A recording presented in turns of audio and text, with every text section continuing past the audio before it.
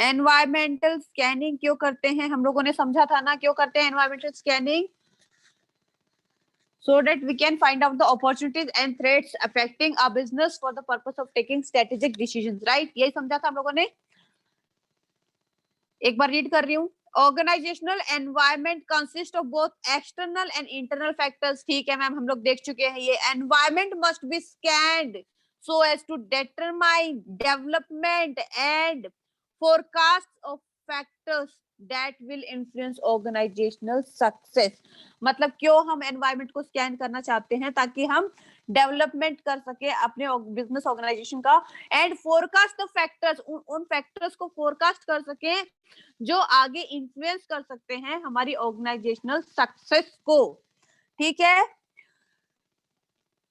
Environmental scanning can be defined as the process, ये एक process होता है जिसके द्वारा ऑर्गेनाइजेशंस मॉनिटर करते हैं their relevant environment. Their relevant environment मतलब जो वो डेटा ऑब्टेन करते हैं जो उनके लिए कमर्शियल इंपॉर्टेंस का होता है ना, उनसे related.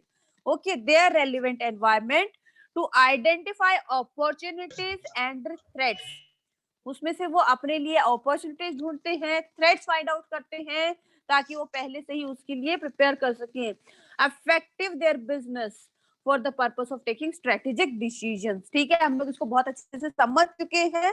It is process of gathering information. क्या होता है एनवायरमेंट, आपको अच्छे से बता चुके हैं। हम क्या करते हैं? इंफॉर्मेशन गैदर करते हैं, gathering information regarding companies environment. क्या है? हम लोग ना एनवायरमेंट से डेटा कलेक्ट करते हैं, उस डेटा में हमारे लिए इंपॉर्टेंस रखता है जो डेटा हमारे लिए इंफॉर्मेशन है। ठीक है, तो वो जो इंफॉर्मेशन हम गैदर करते हैं रिगार्डिंग कंपनीज एनवायरमेंट, उसको हम एनालाइज करते हैं और forecast the impact of all the predictable environmental changes. और उस इंफॉर्मेशन का क्या अफेक्ट होगा, कैसे वो इन्फ्लुएंस करेगा हमारी ऑर्गेनाइजेशन की वर्किंग को, उसको हम क्या करते हैं? फोरकास्टिंग करते हैं, उसको प्रेडिक्शंस करते हैं, right? Okay, it helps the managers to decide the future path of the organisation. है कि नहीं? फ्यूचर पाथ मतलब अब आगे क्या करना है उसके बेसिस पे डिसाइड करते हैं, राइट? ओके, उसके लिए प्लानिंग करते हैं। That is the future path of the organisation. Okay guys, यहां तक समझ में आया? तो एनवायरमेंटल स्कैनिंग के लिए डायग्राम दिया हुआ है आपके मॉड्यूल में। एनवायरमेंटल स्कैनिंग क्या परसीव करते हैं? एनवायरमेंटल चेंज को, तो स्ट्रेटेजिक चेंज उसके अकॉर्डिंगली हम लेके आते हैं। समझ में आ रहा है? इंटरनल फैक्टर्स, ये सब ज्यादा समझने की अभी लास्ट चैप्टर एंड तक आपको समझ में आएगा। ठीक है, पहले अपन ये देख लेते हैं। एज द नेम सजेस्ट, खुशी बाहर हो गई थी क्या?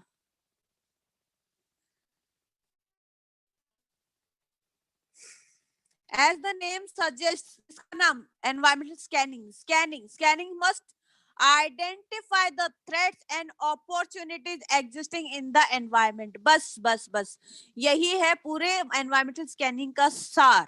क्या करते हैं हम स्कैनिंग में? हमको opportunities और threats को identify करना है जो हमारे environment में exist कर रही हैं, while strategy formulation focuses on the steps। इतना जल्दी आ रहे हैं लोग? While strategy formulation focuses on steps wherein an organization takes advantage of the opportunities and minimizes the threats। मतलब वो ऐसे strategies फॉर्म करते हैं जिसके थ्रू वो opportunities को grab कर सके और threats को minimize कर सके, एडवांस में उनके लिए एक्शन लेके। Okay, A threat for one organization may be an opportunity for the other organization, right? Okay, multifaceted में पढ़ा था हमने। A threat for one organization may be opportunity for the other organization, similar to what we learned about business environment being multifaceted. Okay. Hello guys. एक second.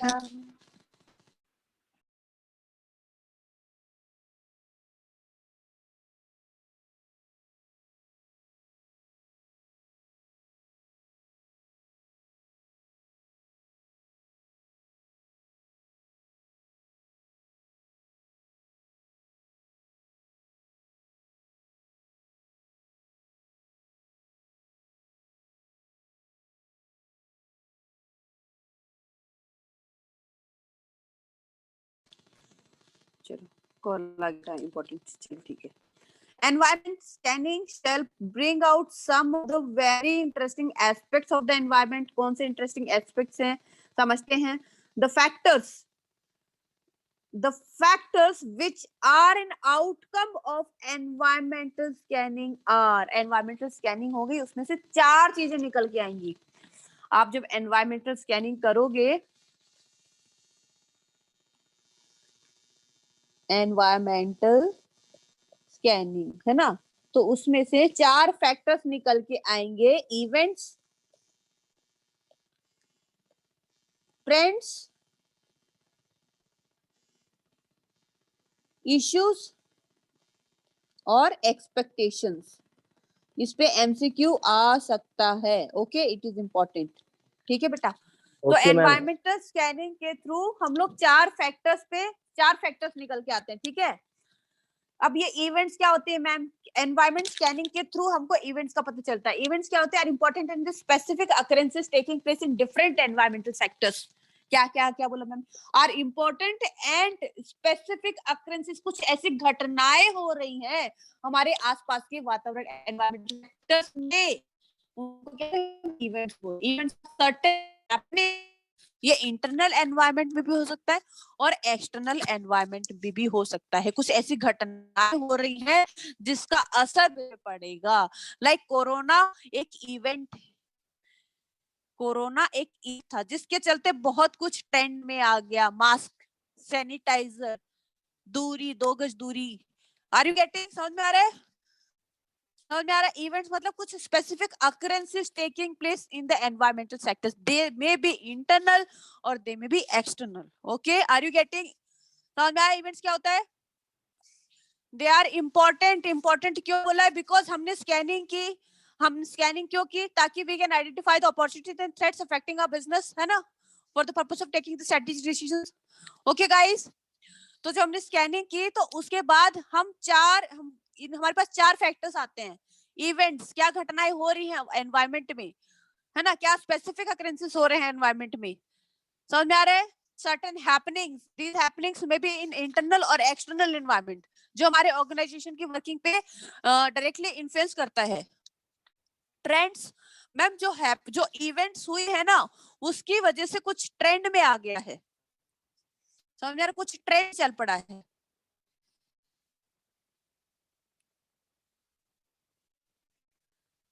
की वजह से कुछ trend चल पड़े. मतलब ट्रेंड मतलब जनरल टेंडेंसीज और the course of action along which events takes place.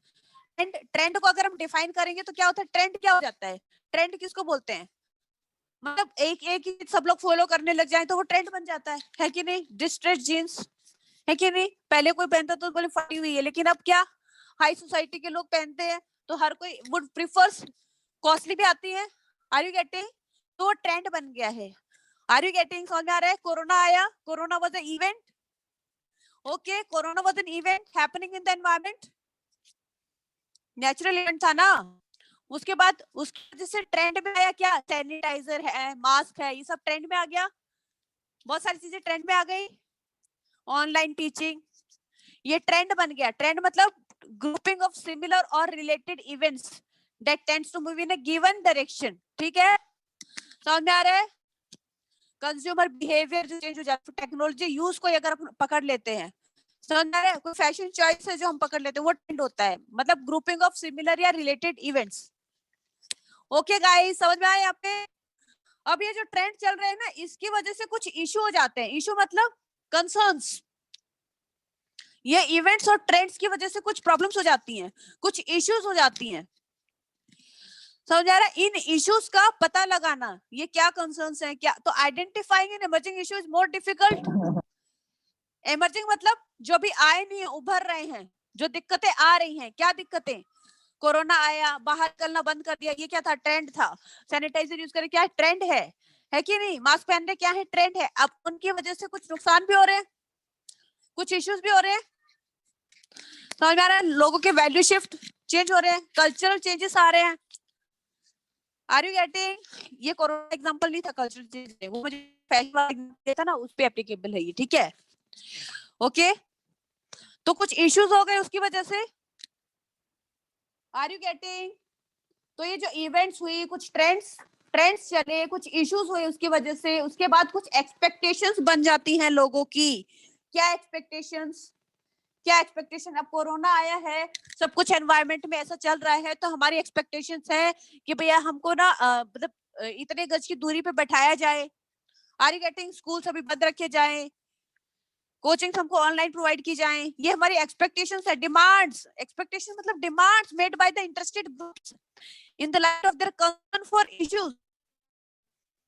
Expectations मतलब डिमांड्स, ठीक है। कुछ एक्सपेक्टेशंस बन जाती है due to this trends issues. मेरी बात समझ में आई क्या? इवेंट ट्रेंड्स क्या होते हैं? जो 4 फैक्टर्स निकल के आते हैं एनवायरमेंटल स्कैनिंग में, वो है इवेंट्स, ट्रेंड्स, इश्यूज और एक्सपेक्टेशंस। ठीक है बेटा। इवेंट्स क्या होती है? कुछ घटनाएं जो एनवायरमेंट में हो गई हैं, समझ में आ रहा है? Specific occurrences, important and specific occurrences taking place in the environment। Trend क्या होते हैं? ट्रेंड क्या होते हैं बेटा? मतलब ग्रुपिंग ऑफ सिमिलर और रिलेटेड इवेंट्स, इसी तरह की घटनाएं होती रहे तो वो ट्रेंड हो जाता है, वो ट्रेंड बनता है। ठीक है। अब इशू क्या है? ये जो ट्रेंड चल पड़ा है ना, इसकी वजह से बहुत इश्यूज हो गए, बहुत मतलब कंसर्न्स हो गए, प्रॉब्लम्स हो गई हैं। ओके। और जो इश्यूज चल रहे हैं एनवायरनमेंट में, उस वजह से लोगों को कुछ एक्सपेक्टेशंस है, तो वो लोग डिमांड जनरेट करते हैं। ओके। तो events, trends, issues and expectations, ये 4 फैक्टर्स हैं जो एनवायरमेंटल स्कैनिंग से निकल के आते हैं। ओके, समझ में आ गया सबको? चलिए पढ़ लेते हैं एक बार, है ना। Events are the important and specific occurrences taking place in different environmental sectors। Events are certain happenings in the internal, अच्छा events internal environment, external environment दोनों में हो सकते हैं, which can be observed and tracked, जिनको observe किया जाता है और किया जा सकता है और ट्रैक किया जा सकता है। ठीक है। क्यों ऑब्जर्व करना है? क्यों ऑब्जर्व करना है, क्यों ट्रैक करना है? ताकि हमें अपॉर्चुनिटीज और थ्रेट्स का पता चल सके। ओके। तो उसके बेसिस पे हम आगे फर्दर स्ट्रेटेजिक डिसीजन अपने बना सके। For example, if a big politician who announced a big urban project passes away, all the business which were anticipating profit from it would need to revise their strategy due to this event। मैं ये highlighter का colour थोड़ा change करती हूँ, है ना। क्या बोला यहाँ पे कि एग्जाम्पल क्या इन्होंने कि मान लो एक बड़े पॉलिटिशियन का, जिसने अनाउंस किया था एक अर्बनाइजेशन प्रोजेक्ट, बहुत बड़ा अर्बनाइजेशन प्रोजेक्ट, शहरीकरण प्रोजेक्ट, है ना। अब वो गुजर गए तो क्या हुआ? अब बहुत एक अर्बनाइजेशन, बड़ा अर्बनाइजेशन प्रोजेक्ट का उसने अनाउंसमेंट किया था, जिसकी वजह से बहुत सारी कंपनीज ने क्या कर लिया था? एंटिसिपेटिंग प्रॉफिट बुक कर लिया था। एंटिसिपेटिंग मतलब हमारे, अरे वाह, फिर तो हमारे लिए बहुत स्कोप क्रिएट होगा गवर्नमेंट में, गवर्नमेंट बजट लेके है, इतने प्लान्स लेके आई है, तो ऑब्वियसली हायर करेगी वो, है ना। कॉन्ट्रैक्ट मिलेंगे लोगों को, तो हमारे बिजनेस को कॉन्ट्रैक्ट मिलने का पूरे चांसेस है, हमको इतने प्रॉफिट होने हैं। Are you getting? पहले से anticipating profit, they were anticipating profit, expecting profit. तो क्या करेंगे अब? वो पॉलिटिशियन नहीं रहे तो अब वो प्रोजेक्ट तो हो सकता है नहीं हो, राइट। ओके। तो क्या करेंगे? वो उनको अपनी जो स्ट्रेटेजी थी वो रिवाइज करनी पड़ेगी। ठीक है। It need to be revise this strategy due this event. हो गया क्या? इवेंट हुआ यहाँ पे? वो पॉलिटिशियन था, ही पास्ड अवे, राइट। अब ट्रेंड्स क्या होते हैं? Trends are the general tendencies और the course of the action, या फिर ट्रेंड को ये समझे, trends are the grouping similar और रिलेटेड इवेंट्स। एक जैसी घटनाएं होती हैं तो वो ट्रेंड बन जाता है, to move in a given direction, increasing और decreasing in strength of frequency of observation, usually suggests a pattern of change in a particular area. For example, teenagers are very fond of online gaming, which is a trend that can help businesses to identify new markets and services। online businesses, जो online gaming का business है जिनका, उन वो business तो flourish होंगे because of the trend of online games among the youngsters। समझ में आया? अगर टीनेजर्स ज्यादा ऑनलाइन गेमिंग, तो ये ऑनलाइन गेम ट्रेंड बन गया है ना। हर कोई खेल रहा है, क्लैश ऑफ क्लैन खेल रहा है, कुछ खेल रहा है कि नहीं, सबके मोबाइल में गेम डाउनलोडेड है ना। तो क्या ये जो गेम्स बना रही है वो कंपनियां, उनके लिए अच्छा खासा क्या स्कोप है कि नहीं, इस ट्रेंड की वजह से। It will help the business to identify new market and services. Got it? Next is issues, क्या प्रॉब्लम्स हो सकती हैं? Issues are the current concerns that arise in response to the events and trends. ये जो events और trends हो गई ना, इनकी वजह से अब और क्या कंसर्न्स या प्रॉब्लम्स हो गई। Identifying emerging issue is more difficult. Emerging मतलब अभी हुआ नहीं है, होने वाली है प्रॉब्लम। कुछ इमर्जिंग इशू, कुछ इशू हो सकता है। ऐसे इश्यूज को पहले से आइडेंटिफाई करना थोड़ा मुश्किल है, is more difficult. Emerging issues start with a value shift or a change in how an issue is viewed. समझ में आ रहा है? Like ban of Chinese applications in India created issue for users who were dependable on those applications. बहुत सारे Chinese app government ने बंद कर दिए कि नहीं कर दिए? कर दिए ना। तो ये क्या हो गई? प्रॉब्लम हो गई बहुत सारे यूजर्स के लिए, इश्यू हो गया है। ठीक है, जो उन एप्स पे क्या थे, डिपेंडेंट थे। समझ में आ रहा है? तो इस इशू की वजह से इंडियन बिजनेसेस और company had to stand this issue. भैया ये प्रॉब्लम है मार्केट में, ये इशू चल रहा है, ये कंसर्न चल रहा है, इसको ग्रैब कर लो from the environment and bring a solution to gain market trust. समझ में आ रहा है? वो अपने ऐप लॉन्च कर सकते हैं, वहां पे मार्केट का ट्रस्ट वहां पे ग्रैब कर सकते हैं। Got it guys? Hope you are understanding. Hello hello, am I audible? Yes, ma'am. चलो बहुत अच्छा। एक्सपेक्टेशंस क्या है? एक्सपेक्टेशन मतलब क्या होती है? डिमांड होती है लोगों की। मैं अगर किसी से कुछ एक्सपेक्ट कर रही हूँ, मतलब मैं डिमांड कर रही हूँ ना। Are you getting? Demand, expectations are the demands made by the interested groups in the light of their concern for issues. है कि नहीं? ये कंसर्न्स हैं, इश्यूज हैं, है ना? बिजनेसेस बहुत सारे हैं जो हमको ये वाली फैसिलिटीज प्रोवाइड करने के लिए तैयार हैं। तो क्या हमारी कुछ डिमांड है ना, हमारी एक्सपेक्टेशंस है। From the above example of application developers, the expectations of the consumers can only be understood when one scans the environment and finds what the consumer actually wants. मतलब आपको वहां पे जाके उतरना पड़ेगा, उनसे पूछना पड़ेगा क्या आपको एक्चुअल में चाहिए। समझ में आ रहा है? हाँ, मेरा गेम तो ऐसा था, जो चाइनीज ऐप था ना, वो मुझे इसलिए पसंद था क्योंकि उसमें ये बेनिफिट्स थे। Are you getting? वहां पे मतलब जो भी उसको फायदा थी, जो भी उसको उससे एक्सपेक्टेशंस थी, पूरी हो रही थी। क्या आपका ऐप वो एक्सपेक्टेशंस मेरी फुलफिल कर पाएगा? ओके, समझ में आया एक्सपेक्टेशंस? ओके, तो ये 4 फैक्टर्स हैं। ये क्या है? ये 4 फैक्टर्स हैं जो हम एनवायरमेंटल स्कैनिंग के थ्रू कलेक्ट करते हैं। आए समझ में बेटा? एवरीबॉडी गॉट इट बेटा? चले आगे। Yes, ma'am. Yes, ma'am. तो related factors of environmental scanning आप लोग को समझ में आ गया होगा। Related factors of environmental scanning, events, trend, issues, expectations. ठीक है,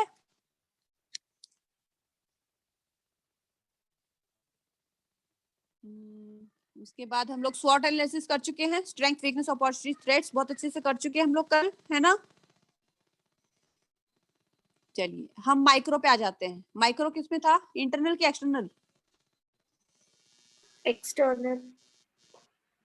एक्सटर्नल मतलब बिजनेस एनवायरनमेंट एक इंटरनल था और एक एक्सटर्नल था, है ना? ऐसा ही था ना?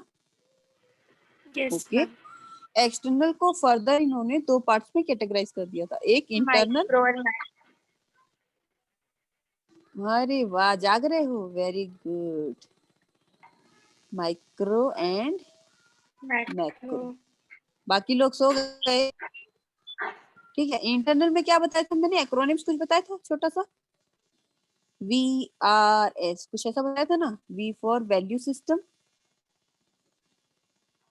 है ना? R फॉर रिसोर्सेज, सब आ जाएंगे, human resources, other resources, technological resources etcetera. ठीक है, और S for structure, organisation structure, है ना? आप अपने मॉड्यूल में झांकेंगे ना तो सब दिख जाएगा वहां पे। माइक्रो में क्या था? माइक्रो के लिए भी कुछ एक्रोनिम बता दो। तो इसके लिए है कॉस्मिक। ठीक है, क्या है इसके लिए? कॉस्मिक। C फॉर कॉम्पिटिटर्स की कस्टमर्स। पहला customer, the customer is God, है ना? देखो ये आपसे पूछ सकते हैं एमसीक्यू में कि कॉस्मिक का पहला सी किसके लिए आता है और लास्ट वाला सी किसके लिए आता है। तो कॉस्मिक का पहला सी कस्टमर के लिए आता है। कस्टमर भगवान होता है ना? है कि नहीं? कस्टमर भगवान होता है, सुना होगा ना आपने, कहीं ना कहीं शॉपिंग करते हो तो। O for organization, ठीक है. S for suppliers Suppliers. और M for Market. intermediaries. नहीं नहीं नहीं नहीं, मार्केट आई से होगा ना इंटरमीडिएट, तो M for market, I for intermediaries, right? और C for लास्ट वाला C किसके लिए है? कस्टमर के लिए ना. Competitors. Competitors, okay. चलो, कुछ लोग ही जाग रहे हैं.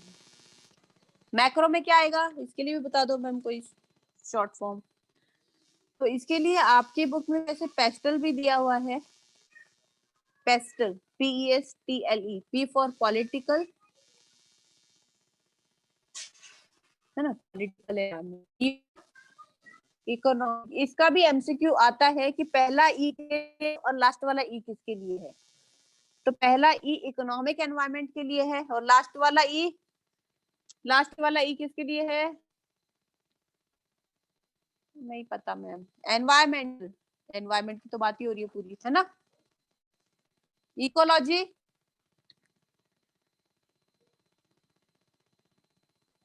चलो आगे बढ़ते, तब तक याद कर लो. S for social, T for technological, L for legal, और ई फॉर लास्ट वाला ई किसके लिए है? आपके मॉड्यूल में है, पेज पलटो जरा. एनवायरमेंटल, है ना. Yes, ma'am. ठीक है, तो ये एमसीक्यू आ भी चुका है और पूछ भी सकते हैं. पेस्टल में first E stands for economic environment and last E stands for environmental. Okay, चलिए मैं दिखाती हूँ आपको पेस्टल आपका कहाँ दिया है. पहले पेस्टल ही कर लेते हैं फिर.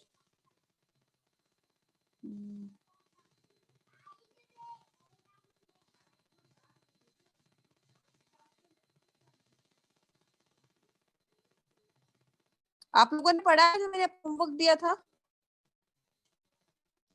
वाली थी ना मैं. ये है पेस्टल एनालिसिस. पेस्टल एनालिसिस, ये देखिए, second E stands for economic environment, last E stands for environmental environment. ठीक है. Okay guys, the term pestle Yes, is ma'am. used to describe a framework for analysis of macro environmental factors. Now, pestle analysis involves identifying the political, economic, social cultural, है ना, socio cultural. ठीक है. Technological, social factors और cultural दोनों ही आ जाएंगे social culture में. ठीक है. ऐसे, ठीक है. टेक्नोलॉजिकल, लीगल और environmental influence of an organization, and providing a way of scanning the environmental influences that have effect or are likely to affect an organization or its policy. ठीक है. Pastel analysis का मतलब होता है is increasingly used, इसको बहुत ज्यादा use किया जाता है, रिकॉग्नाइज्ड टर्म है, and replacing the traditional framework for monitoring environment known as the pest analysis.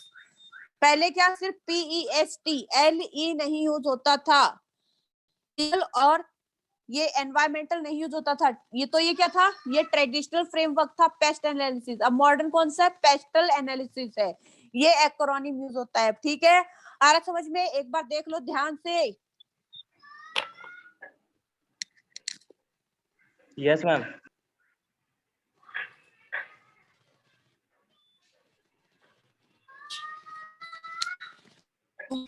ठीक है. The PESTLE analysis is simple to understand and quick to implement. मतलब पेस्टल से आप जल्दी समझ जाओगे, इम्प्लीमेंट कर पाओगे. The advantage of this tool is that it encourages management into proactive and structured thinking in it decision making. तो proactive मतलब टेकिंग डिसीजंस इन एडवांस, है ना. पढ़ा था हमने प्रोएक्टिव और रिएक्टिव. किसमें था वो? कौन से रिस्पॉन्स में था? एडमिनिस्ट्रेटिव में था क्या? एडमिनिस्ट्रेटिव रिस्पॉन्स में था ना? Hello guys, Ma'am. Am I audible? Yes, ma'am. Administrative में पढ़ा था क्या? Yes, proactive ma'am. और रिएक्टिव रिस्पॉन्स है ना? Reactive. प्रोएक्टिव मतलब डिसाइडिंग इन एडवांस है ना? वो पता है तुम्हें, फायर एक्सटिंग्विशर को पहले से आपने इम्प्लीमेंट करके रखे हुए हैं, तो ये प्रोएक्टिव स्टेप है।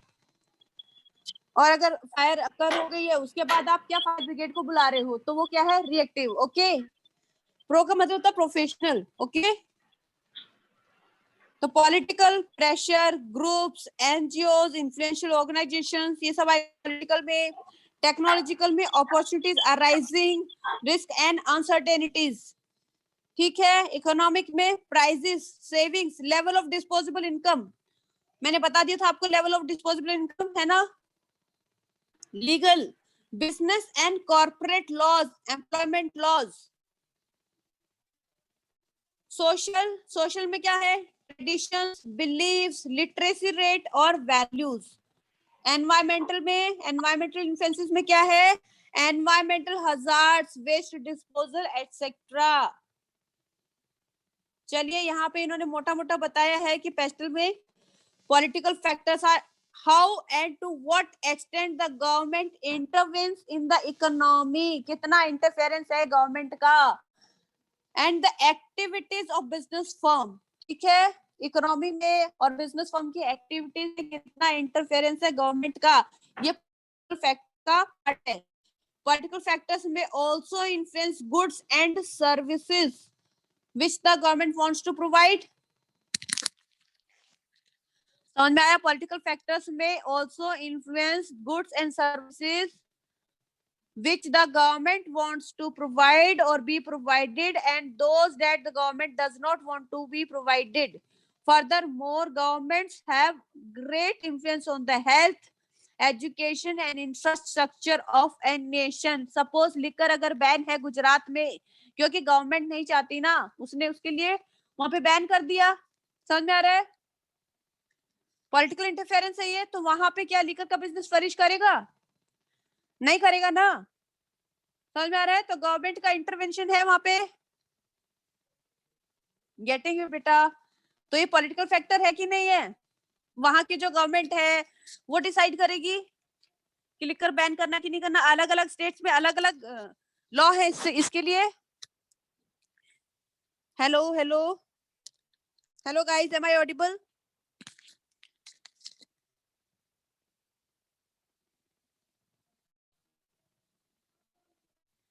हेलो बेटा, क्या आवाज आ रही है? Yes, ma'am. Economic factors. अब economic factors have major impact on how businesses operate and take decisions. For example, interest rate. अगर फर्म को ही लोन महंगा मिल रहा है, रेट ऑफ इंटरेस्ट उसको 10% देना पड़ रहा है या 15% देना पड़ रहा है, 20% देना पड़ रहा है, ओके, तो उसका कॉस्ट ऑफ कैपिटल बढ़ जाएगा। फर्म का कॉस्ट ऑफ कैपिटल बढ़ेगा, अल्टीमेटली क्या होगा? उसके गुड्स और सर्विसेज का कॉस्ट भी बढ़ जाएगा, है कि नहीं? भैया तो मैं तो खुद ही लोन पे चला रहा हूँ, तो मेरा लोन तो वो रिकवर होना चाहिए ना, जितना मैं इंटरेस्ट दे रहा हूँ। बात समझ में आई कि नहीं आई? है everyone? Yes. For example, interest rate affect a firm's cost of capital, and therefore to what extent a business grows and expands. Exchange rate होते हैं, exchange rate expect the cost of exporting goods, है कि नहीं? Dollar rate क्या है? ये सब है ना, एक्सचेंज रेट है ये। And the supply and the price of the imported goods in the economy, money supply, inflation, credit flow, per capita income, growth rates have the bearing on the business decision. Economic factors में क्या क्या आ सकता है? Mainly आप इसको किससे याद कर सकते हो? Exchange rate, okay, interest rate, inflation rate, money supply, credit flow, per capita income और ग्रोथ रेट्स। ये क्या है? इकोनॉमिक फैक्टर्स हैं। Social factors, social factors affect the demand of a companies products and how that company operates. Society में भी अलग अलग, society में अलग अलग तरह के प्रोडक्ट्स की डिमांड होती है ना, है कि नहीं? Hello,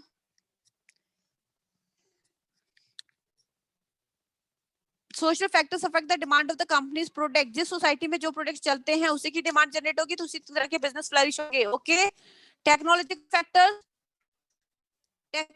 factors can barriers to entry, minimum efficient production level and influence outsourcing decisions. Furthermore, technological shifts can affect costs, quality and lead to innovation. क्या बोलते हैं, आपकी टेक्नोलॉजी जितनी ऑब्सोलीट होगी आपका प्रोडक्ट उतना कॉस्टली होगा, है कि नहीं? समझ में आ रहा है? आपकी टेक्नोलॉजी जितनी अपडेटेड होगी उतना मिनिमम कॉस्ट पे अवेलेबल होगा प्रोडक्ट. इन्फ्लुएंस करेगा आउटसाइड मार्केट को. ये हैं टेक्नोलॉजिकल फैक्टर. समझ में आया क्या? बैरियर्स टू एंट्री मतलब मैम, मतलब आप कुछ नई टेक्नोलॉजी ला के मार्केट में एंटर हो सकते हो. मिनिमम एफिशिएंट प्रोडक्शन लेवल, ये आपने सुना है क्या? Minimum efficient production level. Suppose आप कोई बहुत महंगी मशीनरी लग रहे हो, ठीक है, आपने मान लो 2 करोड़ की मशीनरी लगाई है, तो कम से कम उसमें इतना प्रोडक्शन होना चाहिए तब जाके हमारा कॉस्ट रिकवर होगा. समझ में आ रहा है? तो कम से कम 10,000 यूनिट बननी चाहिए, तो that is minimum efficient production level. Okay.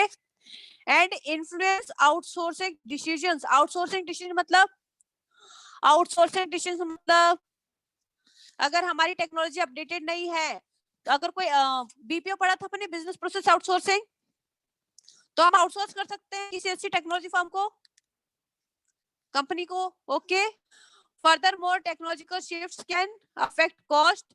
Technological से क्या क्या अफेक्ट हो सकता है? Cost, quality and lead to innovation. Okay guys, आया समझ में ये वाला पॉइंट की फिर से समझा दूं? बेटा समझ में आया कि फिर से समझा दूं एक बार? हाय खुशी, विधि नहीं, Vanshita, Devendra, am I audible बेटा? Yes, ma'am. ओके.